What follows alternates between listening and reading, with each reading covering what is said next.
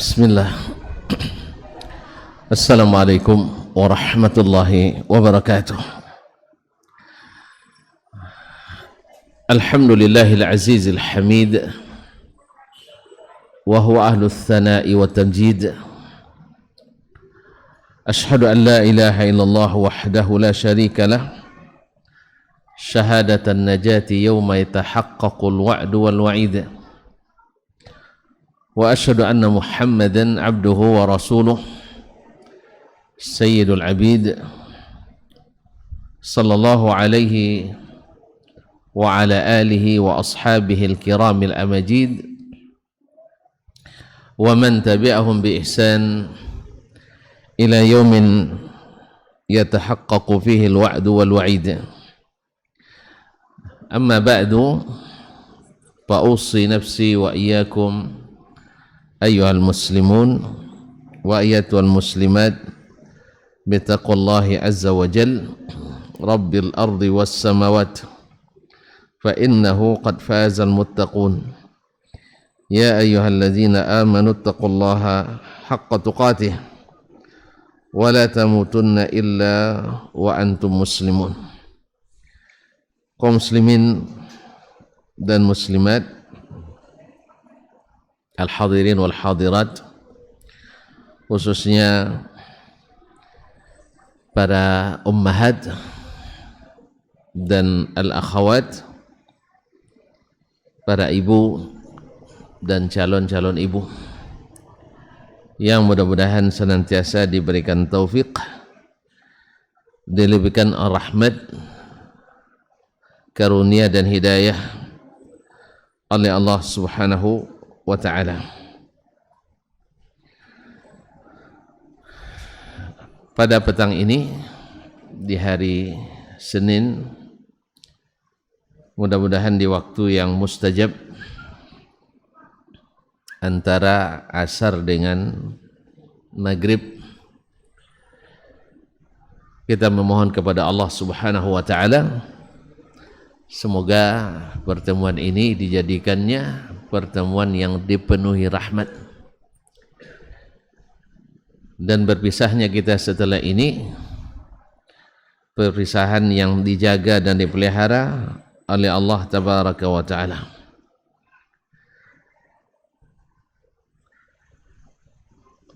Salawat dan salam kepada Nabi alaihi salatu wassalam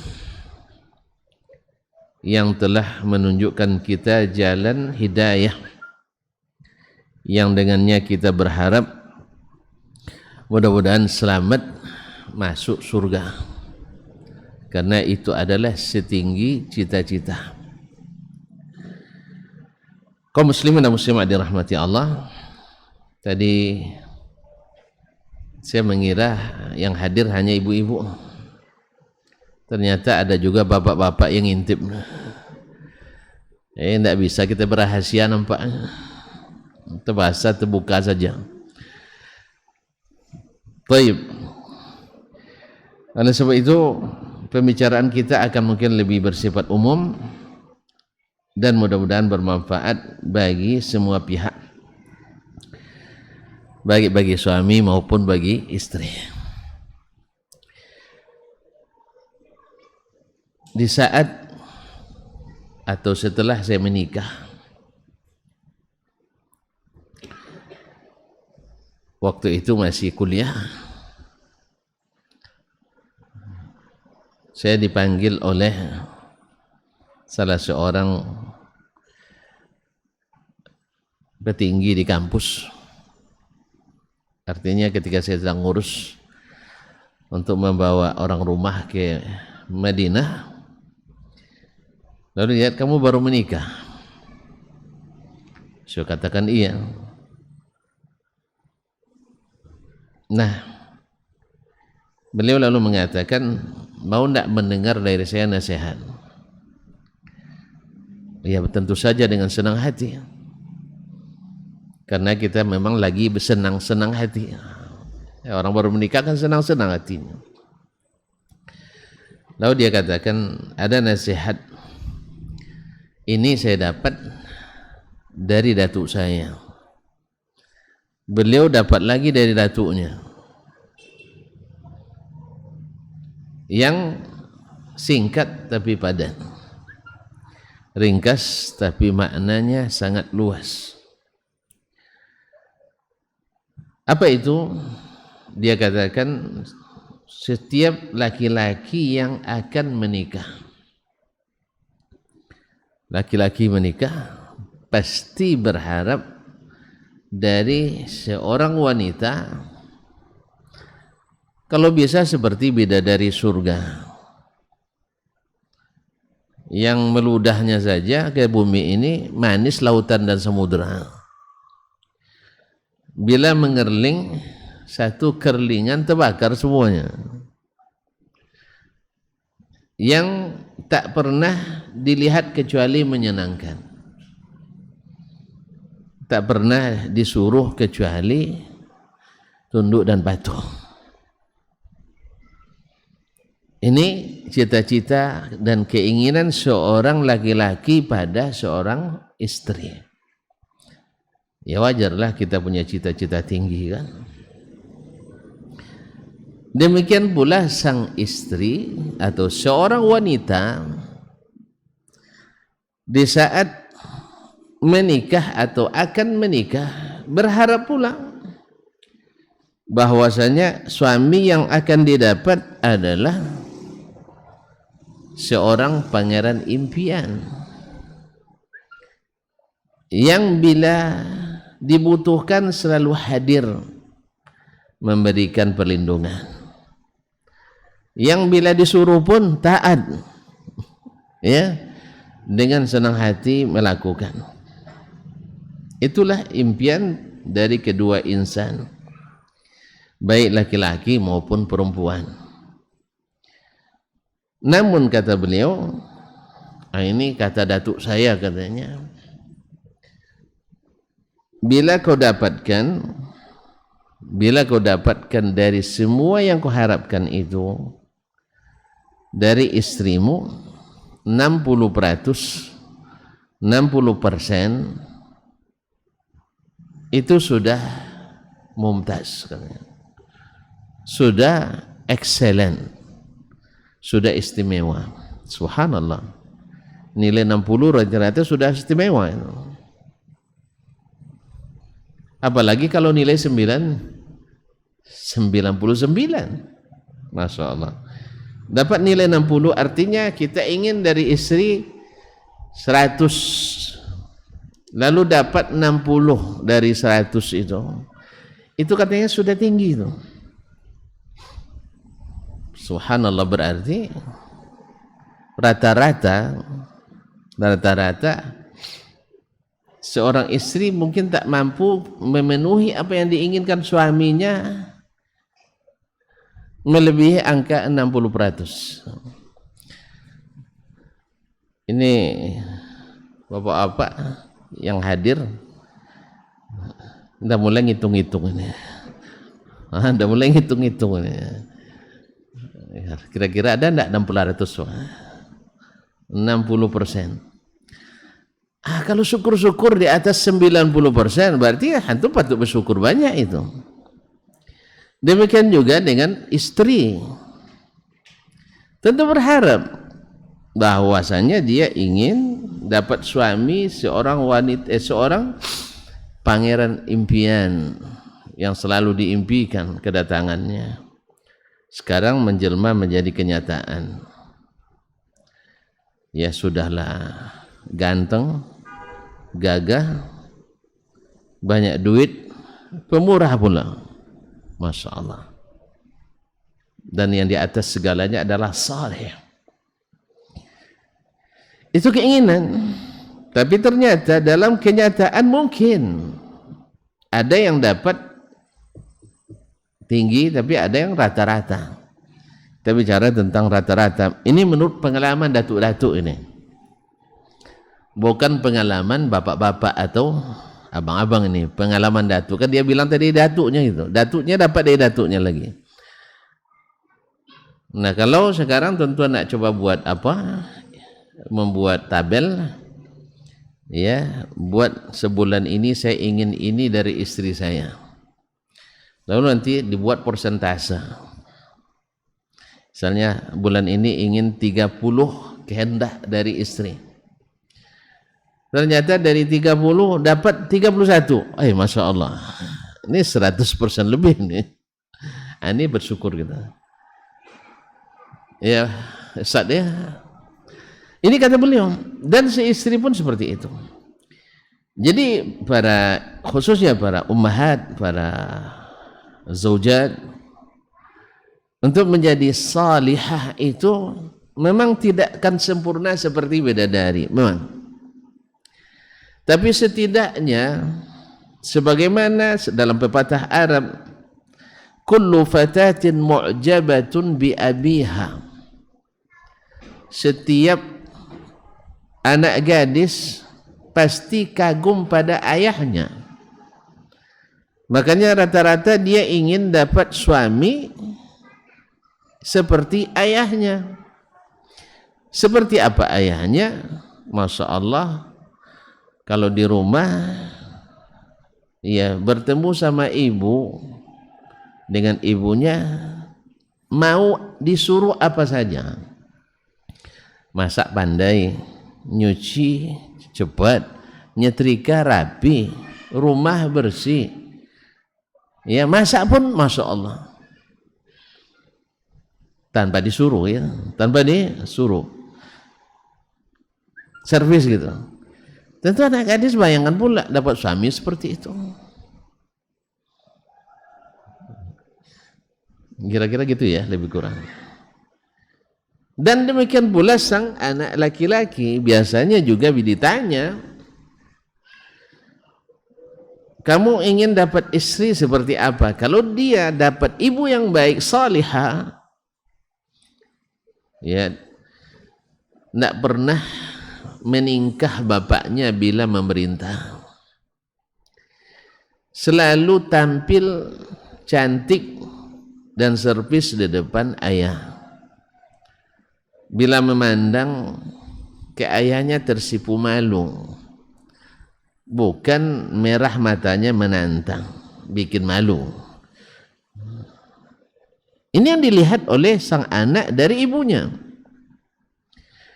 Makanya dia ingin pula dapat istri seperti ibundanya.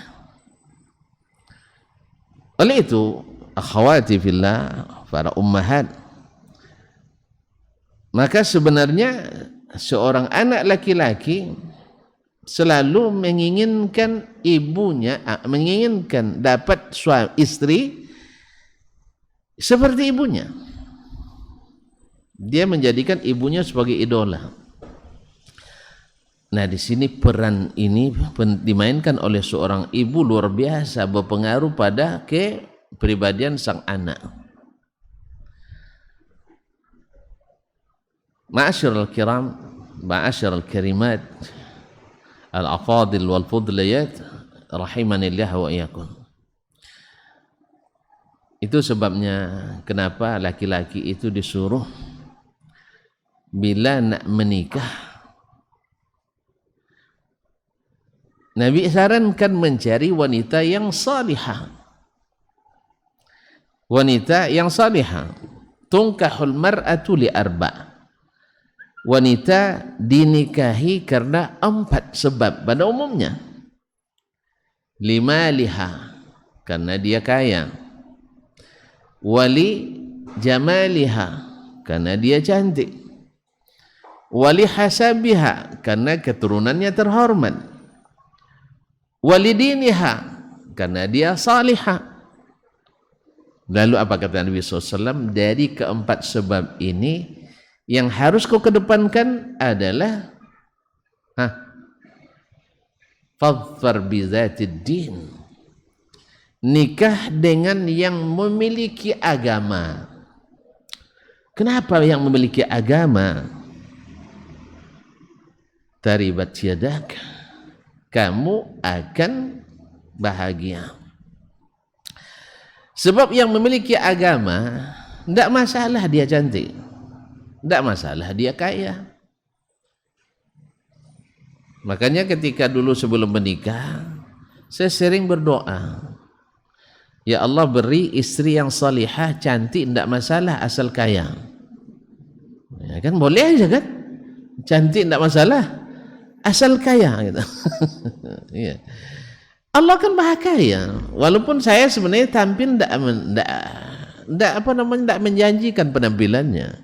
Bayangkan, ini lumayan lah badan udah mulai tegang kulit tuh. Dulu makan banyak, badan kurus, keadaan kurus, rambut lurus, pakaian tak terurus, mafi fulus, tidak ada fulus, semuanya.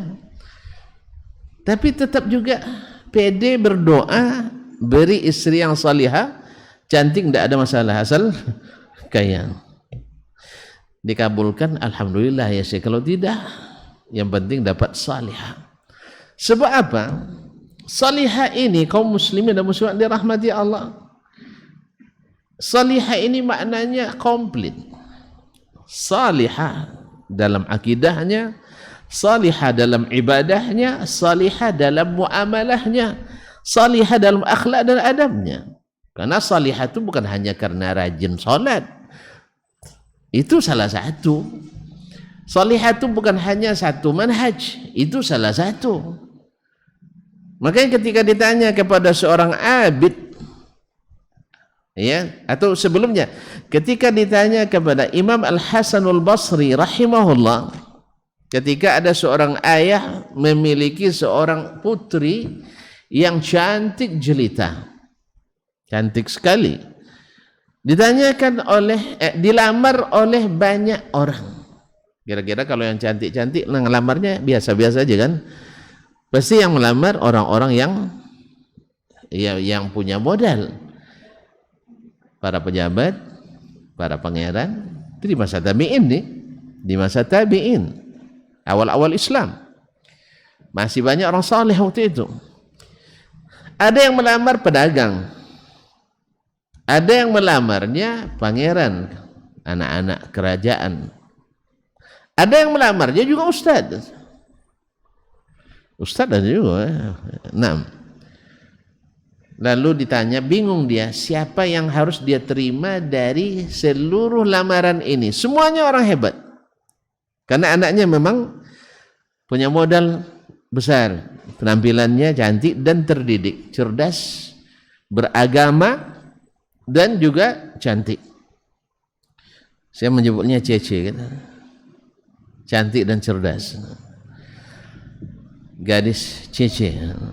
Ma'asyiral kiram yang dirahmati Allah SWT. Bingung Abul Hasan Basri sebagai ayah, siapa yang saya dahulukan dari semua mereka ini? Lalu bertanyalah, ayahnya bingung sampai bertanya kepada Imam Al-Hasan Al-Basri. Imam Hasan Basri kenal ya, sampai di Batam banyak Pak Hasan Basri ya. Saking terkenalnya Imam Al-Hasanul Basri ini. Subhanallah, ditanyakan kepadanya, ya Imam, anak saya dilamar oleh banyak orang. Ada yang tetap pedagang, berniaga, ada ustaz-ustaz, ada pangeran-pangeran. Siapa yang harus saya terima? Imam Al-Hasanul Basri mengatakan, zawwijha salihan. Nikahkan dia dengan laki-laki yang salih. Nak kaya tidak masalah, nak ganteng tidak masalah, nak pejabat tidak masalah, yang penting salih. Apa sebabnya? Sebab yang salih itu, kalau betul-betul salih, iza ahabbaha akramaha, apabila dia cintai, anakmu dihormatinya, dimuliakannya. Ini namanya orang cinta. Yang hina dina pun akan terangkat derajatnya di depan orang yang mencintainya, apalagi suaminya. Wa idza karihaha lam yuhinha, dan bila dia benci, bisa saja orang cantik dibenci oleh orang, bisa saja kan, tidak mesti gara-gara kita cantik dicintai, tidak. Karena cantik dia tidak cukup, harus diiringi dengan perangai yang memang dicintai. Tapi kalau perangai dibenci, akan dibenci orang kita. Kalau ada orang ganteng di masjid ini, tapi disapa tidak pernah menoleh, salam selalu tidak mau disambut. Ya, kalau tinjak kaki dikit langsung ninju. ganteng. Kira-kira dicintai orang? Tidak mungkin. Perangnya tak ada yang bagus. Suka ghibah orang, hasadnya luar biasa, kedekut pula. Dan disuruh berhadapan dengan orang, pengecut pula. Sudah kedekut, pengecut pula. Tentu tidak disayang orang walaupun ganteng. Ma'asyiral kiram dirahmati Allah. Jadi kalau dia tak suka, walaupun anakmu cantik, dia tidak akan hina, karena orang saleh tidak akan menghinakan. Demikian juga dengan yang salihah, perempuan yang salihah.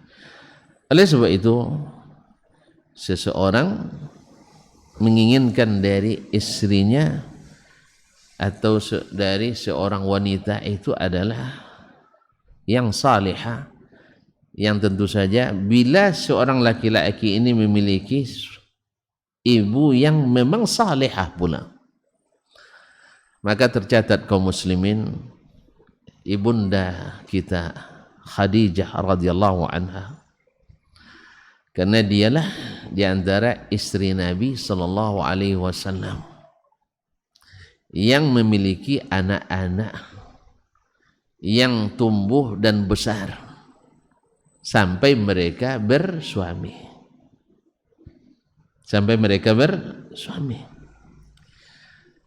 Yang melihat sendiri dan langsung bagaimana sang ibu kepada sang ayah dalam kehidupan sehari-hari, maka dilihatnya bagaimana ibunda Khadijah radhiyallahu taala anha dari sejak awal lagi menikah sampai akhir menutup mata, selalu yang dilihat oleh anak-anaknya seorang istri yang luar biasa. Tonton tahu sendiri, Khadijah wanita kaya, bukan sedikit orang nak melamarnya. Banyak orang yang nak melamar Khadijah karena kaya dan cantik pula, dan memelihara kehormatannya walaupun di masa jahiliyah. Kalau bertanya tentang hartanya, tuan-tuan kalau pergi nanti ke dekat Marwah, ya, tapi sekarang kan dah masuk wilayah Masjidil Haram kan. Nak tahu nanti ajak saya, bayarkan tambang.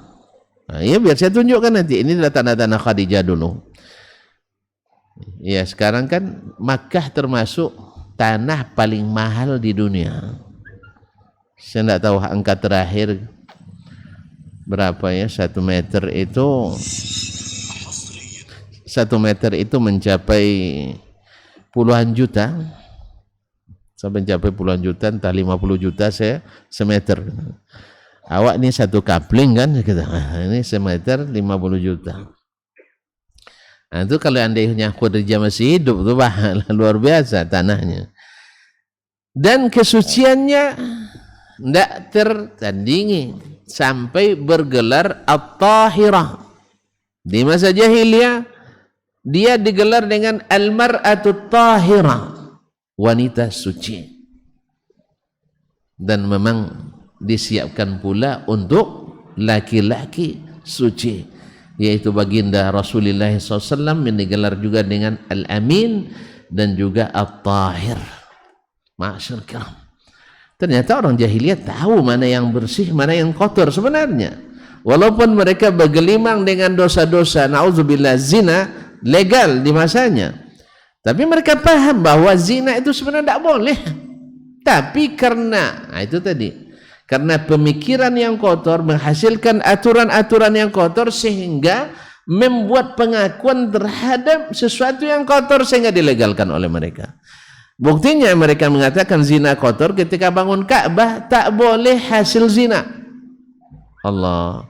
Ya, kalau ada waktu itu orang ketika Ka'bah runtuh dan nak dibangun kembali, mereka syaratkan untuk membangun Ka'bah tak boleh hasil judi, padahal judi halal bagi mereka ya. Tak boleh hasil pedukunan, padahal dukun rata-rata ramai di situ. Tak boleh hasil daripada zina, padahal zina legal.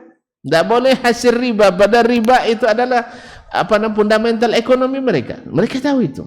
Tetapi karena kekotoran jahiliyah. Nah, di masa seperti itu pun mereka masih bergelar At-Tahirah. Kita lihat Ummul Mukminin Khadijah radhiyallahu anha. Ini patut ya dipelajari oleh para ibu, karena kami ingin sebagai suami bisa ibu-ibu meniru ibuku itu. Aku ingin engkau seperti ibuku, Ibunda Khadijah radhiyallahu anha. Dia kaya raya dan cantik, banyak melamar, tapi lihat, subhanallah, tidak pernah dia membanggakan kecantikannya kepada suaminya Muhammad sallallahu alaihi wasallam. Oh, dia kan Rasulullah Ustaz sebelum jadi rasul. Oke lah, nanti setelah umur, kan nikahnya umur Nabi 25 kan? 25. Kadang-kadang mungkin ada yang menjawab, kan dia Rasulullah, tidak mungkinlah Khadijah akan memangkang ke Rasulullah sallallahu alaihi wasallam. Enggak. Kan Nabi menikah dengannya belum jadi rasul. Rasul diangkat umur berapa? 40. Dan Khadijah tidak mungkin tahu bahwa Nabi akan jadi rasul kan? Tidak tahu dia. Yang dia tahu Muhammad adalah seorang yang amanah, karena pernah menjadi apa namanya joinernya Nabi alaihissalatu dalam berdagang. Nabi pergi ke Syam berdagang membawa bisnisnya Khadijah radhiyallahu anha dan diiringi oleh Maisarah sebagai pembantu Khadijah, dan dilihatnya hal-hal yang sangat-sangat menakjubkan dari perjalanan bersama Nabi alaihi salatu wassalam. Ma'asyir kiram, dia tidak tahu dia sebagai rasul. Ya, kadang kan mungkin istri-istri kita pandai pula menjawab kan. Ya buktinya banyak tuh jawabannya. Abang bilang sunnah, sunnah Nabi itu ada menikah lebih dari satu. Abang harus paham bahwa Nabi itu baru menikah setelah Khadijah meninggal. Betul juga ya Pak ya. Jadi kalau abang nak nikah lagi, tunggu aku meninggal. Kadang duluan suami meninggal daripada istrinya. Mana pula? Ini pandai-pandai istri kita menjawab ini. Nah, sunnah kata abang katanya. Itulah. Jadi payah juga kan. Nah, abang kabarnya nak menyinari bilik yang lain. Bilik kita baru 5 watt lampunya banget. Iya. Jadi pada itu, abang bilang kalau Nabi kan banyak duitnya, cuma rajin sedekah. Abu Bakar kan banyak duitnya. Abdurrahman bin Auf kan banyak duitnya, abang. Akhirnya terpaksa juga kita diam lagi kan. Duit awak nak banyak lah. Itu utangnya banyak. Nah, ma'asyil kiram wal karimat rahmat war ummahat dan akhwan yang rahmati Allah. Nah, Khadijah radhiyallahu anha tak pernah membangga-banggakan dirinya kepada Nabi alaihi salatu wassalam. Abang jangan macam-macam. Aku ini, nah kan itu ya. Aku ini banyak yang melamar dulu. Tiba-tiba dapat pula abang ni. Enggak. Yang kedua, ketika Nabi kita Ummul Mukminin ketika Nabi menikah dengan Rasulullah SAW yang belum jadi rasul waktu itu, Khadijah tahu posisi sebagai istri itu harus mengikut suami. Kadang-kadang karena kekayaan yang dimiliki, suami kadang-kadang seperti budak. Khadijah tidak. Khadijah serahkan urusan bisnisnya kepada Rasulullah sallallahu alaihi wasallam. Ini bukan kewajiban ya para ummahat, para akhwat, ya, hartamu ya. Tidak ada kewajiban untuk memberikan pada suami. Jelas itu? Jangan berharap pula antum nanti dapat istri kaya habis itu mudah-mudahan untuk saya tidak.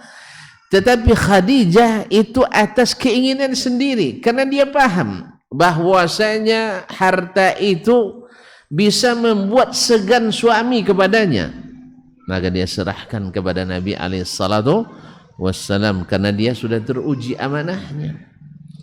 Maka dia minta nafkah ke Rasulullah sallallahu alaihi wasallam yang waktu itu belum jadi rasul.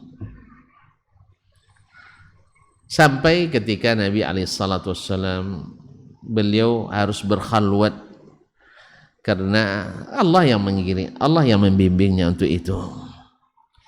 Berkhalwat di Gua Hira, pergi sebulan tidak balik-balik. Ya, di saat umur beliau menanjak 40 tahun. Khadijah tak pernah protes Nabi SAW. Gimana ini? Anak saya ngurus sendiri. Abang pergi sebulan tak bawa apa-apa. Kan Nabi balik, ambil bekal, pergi lagi. Balik, ambil bekal, pergi lagi. Apa aja abang kerjakan di situ? Subhanallah. Ini prototipe zaujah. Ya. Ketika suami menginginkan sesuatu dan tidak membuat urusan rumah tangga itu terkendala, biarkan. Karena tidak semua yang terpikir oleh suami terpikir oleh istri. Tetapi subhanallah, Khadijah radhiyallahu anha tidak pernah mempertanyakan ke Nabi sallallahu alaihi wasallam, apalagi mempermasalahkan. Nabi pergi dalam berapa malam, pulang ngambil bekal, pergi lagi. Di sini aja lah menu-menu, kenapa berpikir Pak jauh-jauh merenung-renung ke Gua Hira? Khadijah tidak masalahkan. Ini kadang-kadang ya mohon maaf ya, sebagian kadang-kadang sebenarnya masalah yang tidak masalah tetapi suka diungkit-ungkit menjadi masalah. Contoh ibuku Khadijah radhiyallahu taala anha. Oke lah Ustaz, kan Khadijah Rasul kan jadi Rasul setelah itu. Ya, suami kami pergi-pergi entah ngapain, tidak tahu, entah jadi apa-apa dia setelah itu. Saya tanya, Khadijah tahu dia akan jadi Rasul? Tidak. Yang dia ketahui bahwa sang istri harus patuh pada suami, harus suka yang disukai suami, selama tidak menzalimi. Kan dia tidak terzalimi. Nabi juga bawa bekal dan meninggalkan bekal untuk istrinya. Kecuali bekal habis bawa semuanya, awak tidak makan di rumah itu lain hal. Tidak, Nabi meninggalkan bekal. Tapi dia pergi untuk sesuatu yang mungkin seorang istri tak bisa memahami. Tetapi suami sudah memikirkan sesuatu yang dia pahami. Makanya di sini letaknya, yang namanya rakyat itu harus mengikuti pemimpin, bukan memaksa pemimpin taat kepada rakyat. Kita kan sering terjadi saat ini kaum muslimin, muslimat dirahmati Allah, betapa banyak orang membuat perlawanan kepada pemimpinnya yang sah. Gara-gara apa? Tidak sabar taat. Tidak tahu bahwa posisi rakyat itu disuruh taat, bukan pemerintah yang harus taat. Kecuali tidak boleh taat kepada sesuatu yang maksiat kepada Allah Tabaraka wa Ta'ala. Maka Khadijah tidak mempermasalahkan Nabi alaihi salatu wassalam. Nah, dalam keadaan seperti itu, dan ini dilihat oleh anak-anaknya, yang notabene semuanya perempuan. Ada Fatimah, ada Zainab, ada Ruqayyah, ada Ummu Kulthum, yang semuanya menjadi wanita-wanita yang ternama dalam sejarah. Bukan tanpa masalah, tetapi selalu ada solusi dalam setiap masalah. Para ummahat, para akhwat yang dirahmati Allah Subhanahu wa taala, tiba-tiba Nabi kita alaihi salatu wassalam mendapatkan wahyu di Gua Hira. Beliau di akhir-akhir malam datang orang memeluknya dari belakang erat-erat sampai Nabi susah bernapas. Subhanallah, sampai Nabi susah bernapas. Lalu dia bilang Iqra. Nabi tidak pandai baca, suruh pula baca. Gemetaran Nabi alaihissalam sampai 3 kali. Akhirnya dia turun berlari menuju rumahnya. Sampai di rumah, zammiluni, selimuti aku. Lihat, lagi Khadijah menunjukkan akhlak luar biasa. Jangankan akan memasalahkan, ngapain abang pergi-pergi malam-malam ke situ? Jelas sana banyak hantu katanya. Nah, Khadijah bilang seperti itu. Dia tahu suaminya sedang butuh selimut, yang dia cari selimut. Dia tidak ngomong apa-apa. Ini juga pelajaran berharga bagi kita. Kalau pulang suami ke rumah, jangan bikin kerja dulu. Ini enggak. Assalamualaikum, bang gula habis katanya. Subhanallah. Assalamualaikum, air putus. Assalamualaikum, jawab salam belum, tapi sudah masalah beribu di situ. Masalahnya genting Ustaz, itu sampah banyak di dalam rumah, semut masuk dalam rumah. Itu masakan yang sudah basi karena listrik mati dan sebagainya. Ya ikhwan, kaum muslimin dan muslimat dirahmati Allah SWT. Tak ingat ibu-ibu bagaimana Ummu Sulaim meninggal anaknya yang masih bayi. Ya kita tidak meratap itu sudah hebat itu. Anak bayi kita meninggal tak meratap ibu-ibu, itu hebat tuh. Datang ketika meninggal anaknya yang masih bayi. Bahkan anak pertama bersama suami yang baru Abu Talha Al-Ansari radhiyallahu anhuma. Apa dia bilang kepada keluarganya? La yubadirannahu bil imba atau bil ikhbar qabli. Tidak ada yang boleh beritahu keluarga Abu Talha sebelum saya. Bukan justru ya kerasa kerusuk cari ke sana, berlari-lari kemana Abu Talha, jelas anak sakit pergi juga kemana-mana. Tidak. Ummu Sulaim memandikan anaknya, dikafaninya, lalu diletakkan di tempat yang aman, dan dia pun masak seenak-enaknya. Setelah itu mandi sebersih-bersihnya, berharum-haruman seharum-harumnya, seperti tak terjadi apa-apa. Jadi bukan masalah, ini mati anaknya, ini masalah listrik mati, kalut luar biasa, sampah berserakan, kalut luar biasa. Suami datang, ketika datang itu, ya mohon maaf, ibu-ibu kadang-kadang di rumah itu sibuk sehari betul, capek kan, padahal masih bisa duduk, masih bisa selonjor, masih bisa ya mungkin aja sambil buka-buka HP, buka-buka WA. Mungkin suami di luar mungkin selama sehari itu nyetir terus, atau sehari itu mungkin ngapain apa kerjanya masing-masing, atau duduk ya banyak seiring-iringan kerja duduk di kantor. Memang enak duduk kantor terus ya? Hah? Sakit pinggang buatnya kan? Iya. Makanya ikhwan, lihat contoh ibuku Khadijah radhiyallahu anha. Datang Nabi dalam keadaan takut, dia ndak nanya dulu ada apa bang, ndak. Belum saatnya bertanya. Apalagi kalau dia mengatakan itulah sebenarnya dari dulu aku tidak mau bang tuh sebenarnya begini, itulah lihat apa yang terjadi katanya. Dia belum tahu tafsirnya. Tapi Khadijah dengan telaten, ya karena Nabi begitu, biar zammiluni ketakutan. Pas anak-anaknya melihat ada apa. Nah dilihatnya bagaimana ibunya mengurus sang ayah, diambilkan selimut, setelah tenang ditunggui, setelah tenang diberikan minum, habis itu tunggu suaminya yang bercerita. Jadi sebenarnya ada cerita untuk suami nih, harusnya di saat sudah dilayani seperti itu, ya pulang dari sambut, dicium pipi kanan, pipi kiri, lalu dia dibukakan sepatu, misalnya ini.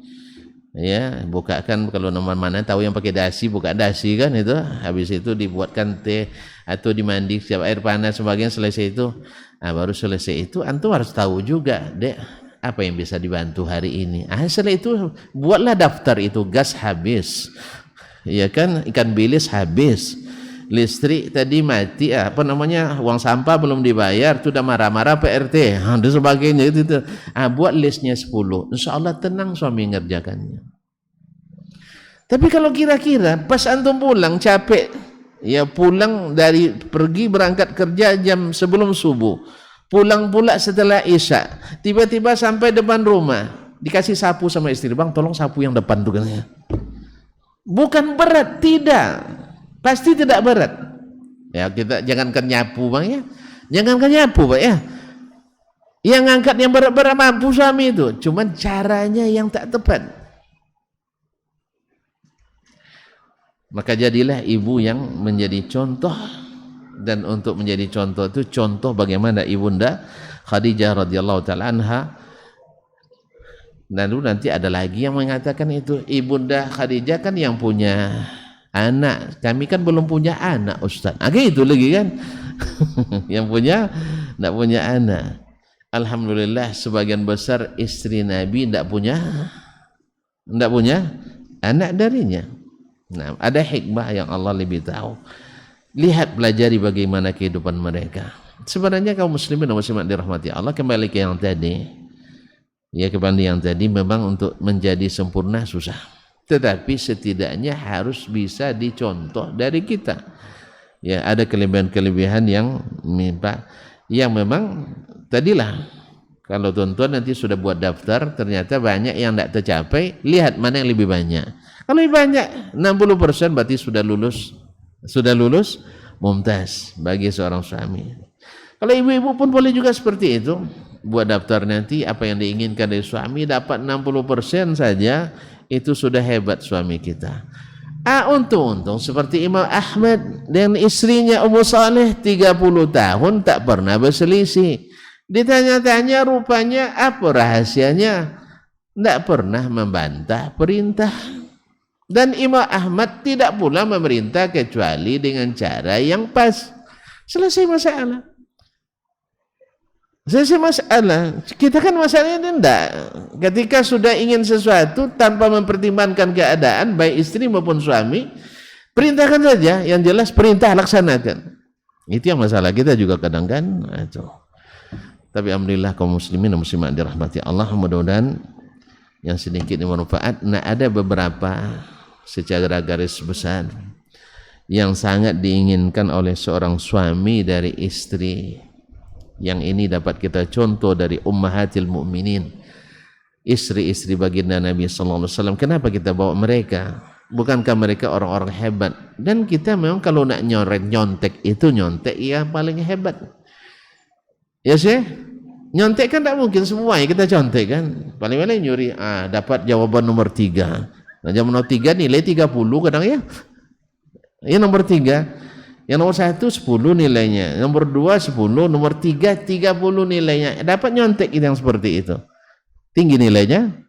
Ya, kita dapat pula jawab 30. Akhirnya contek 20 dah 80 nilai kita. Maka nyontek itu harus ke yang paling hebat. Apalagi nyontek seperti ini dibolehkan. Cari contoh yang terbaik. Di antara sifat yang dimiliki oleh para ummahatul mukminin adalah mereka adalah orang-orang yang beragama dan bertakwa. Kenapa tidak? Mereka dididik oleh Sayyidul Khalq, Nabi kita Muhammad sallallahu alaihi wasallam. Sehingga ketika Ummul Mukminin Aisyah ditanya tentang akhlak Nabi, berarti kan dia memperhatikan akhlak Nabi. Ya, sebenarnya suami itu kadang-kadang ngajar tidak hanya dengan ceramah. Sebab kalau ceramah ke istri kalah kita. Tidak tahu tuan-tuan, istri itu punya jatah bicara menurut ahli dari British pada penelitian di Britania, istri itu punya jatah bicara ya sampai 24.000 kata sehari. Kalau suami hanya lebih dari 7.000 saja, ada capek dia bercakap. Kalau istri enggak, sampai 24.000. Ya, kalau nanti antum dapat istri antum suka ceramah di rumah, dosa dilawan, kalah kita. Jatah bicara lebih banyak. Itu sebabnya kalau istri-istri itu atau pada wanita itu kalau dapat musibah selalu nutup mulutnya, karena mulutnya banyak dosa. Kalau laki-laki kalau dapat musibah selalu nutup mata, karena mata banyak dosa. Sambil nangis meninggal istrinya, terbuka juga tangannya nengok yang lain tuh. Karena dia selalu melihat di mata banyak dosa laki. Coba perhatikan nanti ya, kalau ada musibah, laki-laki kalau nangis begini, kalau perempuan begini. Tidak tuh perhatikan tuh. Takut pula nampak istri orang nangis ini. Nah, coba perhatikan, ibu-ibu kalau nangis nutup mulut, laki-laki nangis nutup mata. Karena memang dosa laki-laki banyak di mata. Itu sebabnya perempuan jangan banyak melintas di depan laki. Dan laki-laki jangan banyak bercakap di depan. Ulang lagi. Itu makanya perempuan jangan banyak melintas di depan laki-laki, karena yang namanya mata laki-laki itu suka melihat jelalatan, apalagi nengok yang cantik-cantik, apalagi yang penasaran dengan cantiknya. Nah, Allah musta'an.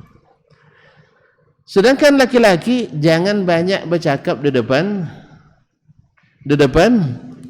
perempuan. Apa pasal? Karena kalau antum ajak dia bercakap, antum kasih umpan 2 kata, insya Allah dapat antum balasannya 25 kata. Insya Allah. Antum jawab masalah ini, timbul 5 masalah lama yang disimpan-simpannya. Makanya kamus kesalahan itu lengkap di ibu-ibu. Iya Bu ya? Ya, kamus kesalahan itu ada ibu-ibu. Kalau suami, kalau kesalahan cepat dilupakan, kebaikan yang lama dipikirkan. Makanya laki-laki, salah satu hikmah kenapa laki-laki kalau meninggal istrinya boleh langsung menikah, ya kan? Kuburkan istrinya sore ini malam, barakallahu laka wa baraka alaihi. Itu boleh. Oh, ini banyak sih. Ada perjanjian tadi lah. Subhanallah. Ini baik. Kalau gitu saya sudahi aja. Enggak boleh banyak, kan tadi enggak boleh banyak cakap depan perempuan, kalah kita. Betul rupanya banyak. Subhanallah. Kemarin saya ceramah pen laki-laki tak ada datang, depan perempuan banyak, betul. Nah, jadi kalah kita. Tambah lagi. Ya Allah ya Rabbi. Allah ya'in. Taib. Berarti saya potong aja. Jadi adalah keimanan dan takwa. Ini adalah di atas segalanya. Bila suami atau bila seorang istri beriman dan bertakwa. Yang kedua adalah akhlak yang mulia. Akhlak yang mulia itu banyak manfaatnya kaum muslimin dan muslimat. Menahan amarah, membuat istri qanaah, membuat sabar dengan segala keadaan, syukur dalam segala keadaan dan sebagainya. Nah, yang ketiga adalah al-mahabbatu lillahi wa rasulih, mencintainya karena Allah dan Rasul. Kalau dicintai karena duitnya, habis duit abang ada uang abang disayang, tak ada uang abang melayang atau piring melayang. Nah, lillahi wa rasulih. Kalau kita pernah kesulitan makan, istri-istri Nabi sampai berbulan-bulan tak makan kecuali 2 korma dengan air saja. Awak alhamdulillah tak makan, paling-paling sekali sehari makan kan? Alhamdulillah. Kemudian yang ketiga atau yang keempat adalah punya sifat yang cerdas, akal yang cerdas. Orang wanita-wanita cerdas ini sering menjadi laki-laki itu semakin mantap berjalan, karena ide-idenya yang bagus sangat membantu suaminya. Ya, bukankah ketika Nabi SAW memerintahkan para sahabat untuk membatalkan puasa di dalam musafir? Ya, Nabi SAW tidak ada yang mau membukakan puasanya. Atau ketika dalam suatu umrah Nabi menyuruh mereka tahallul, tidak ada yang mau melakukan. Lalu Ummu Salamah bilang, ya Rasulullah, engkau dulu lakukan, pasti mereka nanti cepat melakukan. Alhamdulillah, pikiran itu Nabi langsung keluar dan bertahallul mereka semuanya. Subhanallah. Ini istri yang seperti ini bagus. Ya. Misalnya terjadi buntu pemikiran suami, lalu dia berikan jalan keluarnya. bukan jangan disalahkan. Tuh dia katanya, begitulah bang, kan sudah dilarang, diapakan juga. Akhirnya yang seperti ini bukan cerdas. Ini justru membuat suami tambah buntu pemikirannya. Nah, tidak di saat-saat seperti itu istri diperlukan. Maka Khadijah, Ummu Salamah, Hafsah, Aisyah akhirnya menjadi bagian yang tak terlupakan dari pengembangan dakwah Islam ini kemana-mana. Kita lihat Masya Allah, an Aisyah radhiyallahu anha, an Ummi Salamah radhiyallahu anha, qalat Aisyah wa aftat Aisyah, qalat Ummu Salamah, menjadi nama-nama mereka selalu mengukir khazanah ilmu di dalam Islam, khazanah menebar peradaban. Nah, kecerdasan istri yang seperti ini diperlukan, bukan justru kecerdasan memperkeruh masalah. Lihatlah ibu-ibu kita tersebut. Baik, yang kelima adalah, atau yang kelima, yang senantiasa merasa diawasi oleh Allah SWT. Ibu bukan tahu bahwasanya taat itu bukan pilihan, tetapi kewajiban dari yang maha mengetahui. Ya, taat suami, taat istri itu, istri taat suami, itu bukan pilihan, kewajiban. Sebagaimana suami wajib menafkahi, wajib berbuat adil, wajib mengayomi, demikian pula istri wajib taat dari Allah Tabaraka wa Ta'ala, bukan pilihan. Maka mereka selalu merasa itu. Yang keenam adalah bisa menjadi contoh bagi istri-istri yang lain atau bagi anak-anak kita yang lain. Sebab kalau ibu yang tak baik, nanti dilihat, kalau ibu taat pada suaminya, dilihat oleh anak perempuannya, oh kalau jadi istri itu harus taat, ya kan? Coba kalau dilihat nanti oleh anak perempuannya melawan terus, akhirnya nanti akan terlihat, nanti akan terbangun suatu kelakuan anak perempuan mesti ngatur suami nanti, karena ibunya dulu ngatur suaminya. Demikian juga anak laki-laki, bila dilihatnya nanti ibunya menguasai bapaknya, otomatis nanti dia jadi laki-laki penakut pula. Dilihatnya dulu ayah selalu kena kata-kata sama ibu, diam saja. Berarti saya juga kalau kata-kata oleh istri, diam saja. Nah, gimana sih? Akhirnya terbentuk jiwa-jiwa yang terdidik tanpa dididik. Kan tidak pernah ibu menyuruh kamu harus begini, tidak, tapi dilihatnya. Oleh itu makanya hati-hati ketika menjadi harus menjadi qudwah hasanah bagi ini. Yang ketujuh adalah taat pada suaminya selama tidak maksiat kepada Allah. Ini yang disukai. Yang kedelapan adalah yang suka punya anak banyak.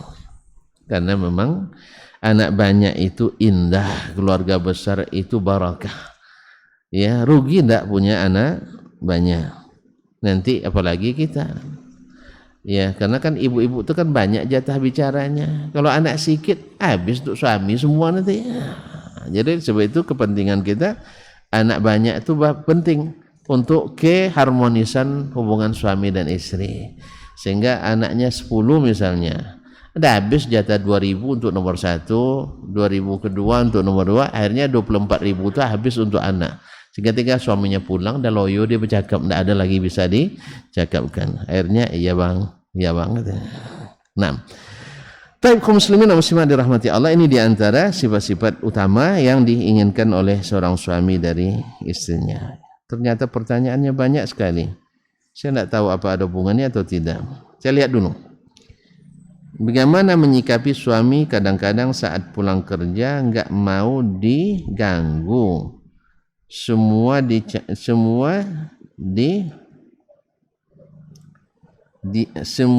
didiamkan alasan capek mau diam. Ya, orang capek kan tadilah.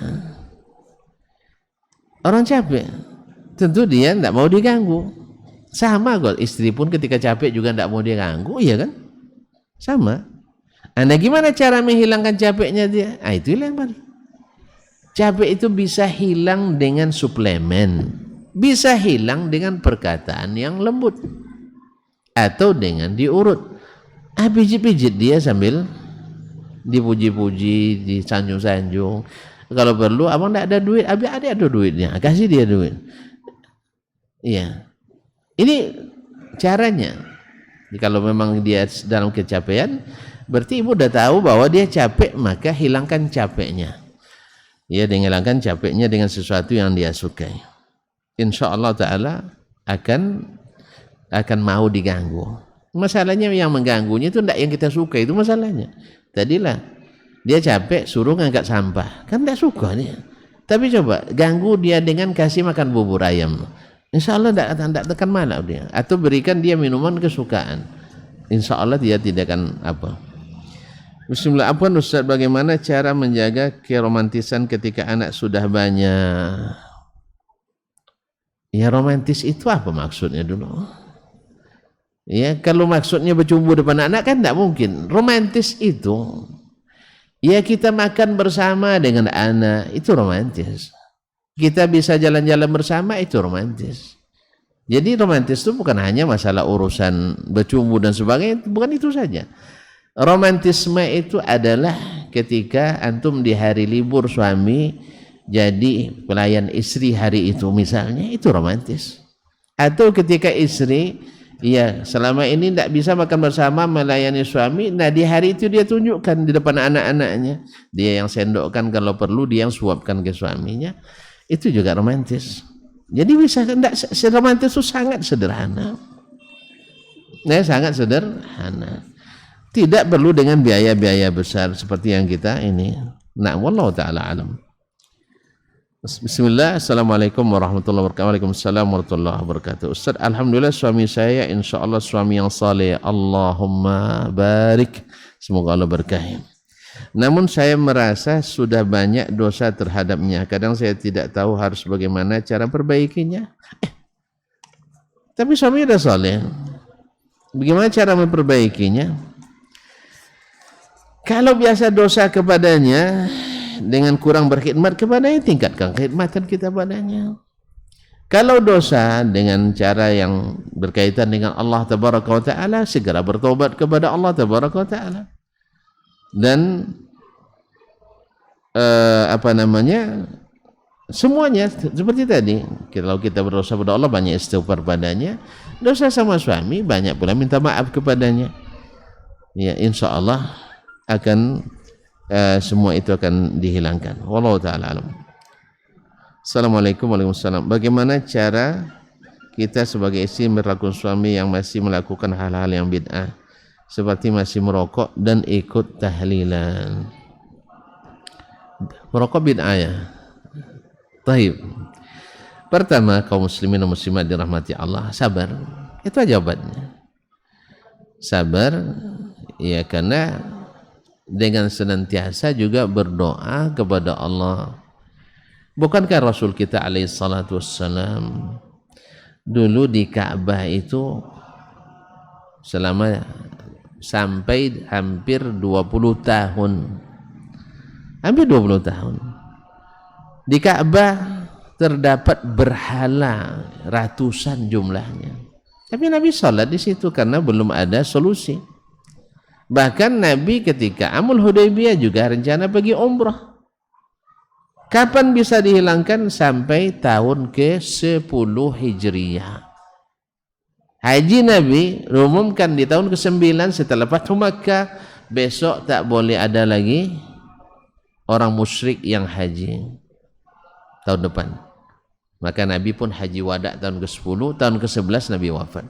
5 bulan setelah beliau, atau 5 bulan, sekitar 3 bulan setelah Nabi haji beliau wafat. Nah, itu sabar. Dan yang dihadapi Nabi alaihissalam jauh lebih daripada itu. Dulu para sahabat ya masih musyrik suami, keluarganya. Bahkan ada yang suaminya masih musyrik. Jadi dia doakan sehingga masuk Islam dan kembali berkumpul bersamanya. Wallahu ta'ala alam. Jadi doakan suami itu mudah-mudahan sambil terus memberikan masukan kepadanya, diajak mengaji, diberikan ilmu, tapi jangan terkesan mengajari, karena memang menggurui itu awak aja suami kadang, awak sebagai istri kadang-kadang merasa digurui itu tidak mau juga kadang. Apalagi kalau istrinya sudah sarjana pula, suami tak sarjana, merasa digurui. Padahal hanya sekedar beritahu, maka upayakan jangan seperti menggurui. Wallahu taala alam. Assalamualaikum warahmatullahi wabarakatuh. Bagaimana kita menyikapi suami yang sedikit mengatakan cerai? Ini yang dihitung terus ini. Kalau sudah sampai 3 kali tidak boleh lagi ini. Nah, ini yang begini ini nanti kalau sudah cerai nanti gila janda pula, itu masalahnya. Maka kepada suami jangan sembarangan mengatakan cerai. Karena hal sepele mau mengancam ingin cerai. Oh, baru mengancam, belum jadi cerai. Subhanallah. Apa hukumnya masih sah menjadi suami istri ini? Keputusannya di pengadilan agama. Ya. Sebab kalau secara hukum normatif kita katakan kalau sudah dia ucapkan cerai, maka itu jatuh tolak 1. Besok diucapkan lagi cerai, jatuh tolak 2. Ucapkan lagi cerai, tolak 3. Nah, kalau sudah 3 kali, itu otomatis wajib berpisah. Nah, kalau memang begini kasusnya, segera ke pengadilan agama, tanyakan di sana apa keputusannya. Wallahu ta'ala alam. Bismillah, mau tanya Ustaz, bagaimana menyikapi suami yang tidak mau tahu apa saja yang sedang terjadi dalam rumah tangga? Tidak mau tahu, saya juga tidak tahu. Kok bisa ada suami tidak mau tahu urusan rumah tangga? Apakah tidak pernah dia kasih nafkah? Kalau ada berarti tahu dia urusan rumah tangga. Tidak pernah dia merapikan rumah sama sekali. Kalau pernah berarti dia ada tahu urusan rumah tangga. Tidak pernah dia bayar listrik dan air misalnya, ada. Tidak pernah dia ngantar anaknya sekolah, ada. Tapi maksudnya apa tidak mau tahu urusan rumah tangga ini?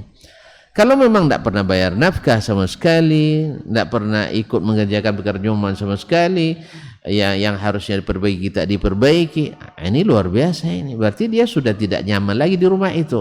Perlu dikaji apa yang membuat dia tidak nyaman.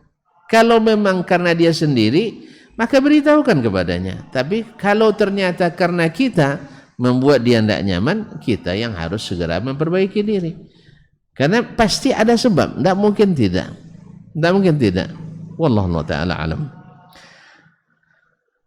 Bismillah, afwan Ustaz, ana mau bertanya, gimana caranya agar kita bisa istiqamah menjadi istri yang patuh kepada suami? Tadi sudah sebutkan bahwasanya selama jadi istri, maka kewajiban itu taat dari Allah tetap berlaku. Dan ingat, taat itu berat, tetapi surga itu nikmat. Taat itu susah, tetapi surga itu luas dan bahagia. Susah sebentar, tapi lama bahagianya. Berat sekejap, tapi lama nikmatnya. Oleh sebab itu, kenapa kita menyia-nyiakan yang lama nikmatnya dengan yang sedikit beratnya? Itu saja. Kalau sudah sampai sebegitu, insya Allah kita akan tahan dan istiqamah untuk selalu menjadi istri yang taat. Dan ditambah lagi bahwa tadi kalau kita katakan dapat 60% dari semua yang diinginkan dari suami itu sudah lulus kan, 60 sudah lulus kan. Nah. Bismillah, assalamualaikum Ustaz. Assalamualaikum warahmatullahi. Apakah Ustaz apa namanya? Afwan Ustaz, saya ingin bertanya. Silakan Ustaz. Tolong berikan motivasi kepada istri agar selalu bersabar serta bersyukur atas pemberian suami. Qanaah. Itu sudah kita sebutkan tadi. Itu semuanya nasihat untuk bersabar dan senantiasa qanaah atas pemberian suami. Wah, ini surat panjang sekali ya.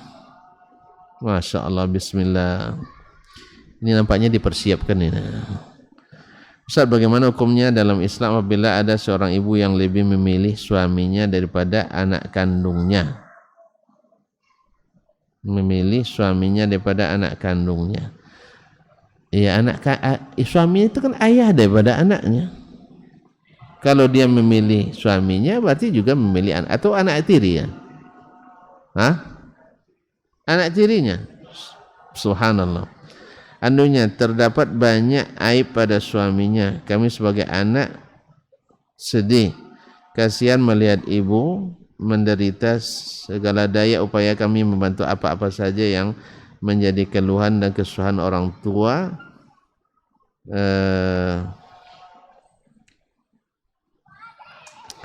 Orang tua untuk berbakti, tapi malah suaminya ini keenakan sehingga bisa dibilang azas manfaat dari niat bakti kami kepada ibu kandung, sedangkan suaminya hanyalah ayah sambung kami. Kalau dinasihati baik-baik suka marah, enggak terima ibu saya bilang harusnya suami yang bekerja penuhi kebutuhan rumah tangga, bukan ibu kan sudah tua. Akhirnya kami dibilang anak durhaka dan mereka memutuskan hubungan pada kami. Begitu hebatkah cinta ibu saya Ustaz sehingga rela? Iya, hebat sekali itu cintanya. Putuskan tali rahimnya dan lebih pilih suaminya. Mohon nasihatnya Ustaz. Tolong bantu doa buat ibu saya agar Allah berikan hidayah. Saya rindu ibu saya, setiap ingat dan berdoa selalu banjir air mata. Syukur Ustaz. Subhanallah, kaum muslimin dan muslimat dirahmati Allah. Kalau kita mencintai orang tua, cinta itu tak pernah mempersoalkan apakah kita memberi tidak memberi. Kalau mencinta itu bagaimanapun ya, masalah anak yang salah kita dengan ibu, kita berbakti laksanakan. Pasal ibu dengan suaminya yang memaksa dia bekerja, ini urusan antara dia dengan suaminya. Ya, kalau kita menasihati lalu kita dibenci, itu resiko dalam melakukan nasihat menasihati, apalagi orang tua kita. Nah, kita harus tetap berusaha. Kalau memang tak suka dinasihati, dikasih hadiah, jangan dinasihati, hadiah terus. Mudah-mudahan dia semakin kita semakin berbakti kepadanya, mudah-mudahan dia semakin menerima dan mendengar kita. Karena ikhwan, saudariku yang bertanya, ya, untuk membuat orang itu menerima kita tidak cukup sekali dua kali. Makanya walaupun kita sering memberikan pemberian kepadanya, tapi diungkit-ungkit kembali, ini yang membuat mereka akhirnya tidak menerima. Karena Allah mengatakan bahwa la tubtilu sadaqatikum bil manni wal adha. Jangan kalian membatalkan sedekah kalian dengan sering menyebut-nyebut dan menyakiti. Orang kita sebagai anak yang diberi orang tua, bila diungkit-ungkitnya sakit hati kita. Padahal pemberian orang tua itu memang tidak terhitung untuk kita. Apalagi kita yang hanya memberi sedikit. Kita bantu orang tua sedikit, lalu kita ungkit-ungkit, tentu lebih tersinggung daripada kita. Makanya sabar itu harus lama, tidak ada batasnya. Ini masalahnya kita kadang sabar ada batasnya. Tidak, sabar itu tanpa batas, karena pahalanya tanpa batas. Maka teruskan walaupun dia seperti dimanfaatkan oleh suaminya, selama dia masih ingin tetap dengan suaminya itu, lakukan. Tapi kalau tuan-tuan tidak mau, ya itu kan masalahnya kita yang tidak sabar. Maka selalulah sabar. Dan di samping itu tetap saya juga berdoa mudah-mudahan Allah SWT membuat anak-anaknya sabar dalam berbuat khidmat dan taat kepada orang tuanya, dan orang tuanya ini juga diberikan hidayah oleh Allah SWT. Jangan gara-gara hal yang seperti itu sehingga membuatnya bermisahkan diri, memutus silaturahim dengan anak-anak yang merupakan anak darah dagingnya sendiri. Dan yang ketiga, ma'asyiral kiram dirahmati Allah SWT, kita juga berdoa untuk kita sendiri. Mudah-mudahan kita bisa juga introspeksi diri. Mungkin wallahu taala alam ada hal-hal yang perlu kita tingkatkan dalam berdakwah, karena dulu kaum muslimin dan muslimat dirahmati Allah, banyak sahabat seperti Abu Hurairah radhiyallahu taala anhu itu dicaci, yang ibunya selalu mencaci maki Nabi alaihi salatu wassalam, tetapi dia sabar, berdoa dan juga minta didoakan oleh Nabi alaihi salatu wassalam. Maka minta didoakan oleh Nabi sallallahu alaihi wasallam, sehingga mereka akhirnya juga akhirnya ibunda Abu Hurairah diberikan hidayah oleh Allah Subhanahu wa taala untuk masuk ke dalam Islam. Barangkali demikian pertemuan kita malam ini. Malam atau petang nih? Petang menjelang malam. Ya, karena tadi juga baru selesai terbang, ya belum masih agak blank sedikit nih. Mudah-mudahan bermanfaat, karena nanti malam juga kabarnya ada lagi sambungan kegiatan. Ya, semoga masih ada sisa-sisa tenaga. Wallahu musta'an wa alaihi tuklan, wallahu ta'ala alam, wa sallallahu ala nabiyyina Muhammadin wa sallam, wa subhanakallahumma bihamdik asyhadu an la ilaha illa anta astaghfiruka wa atubu ilaik. Wassalamualaikum warahmatullahi wabarakatuh.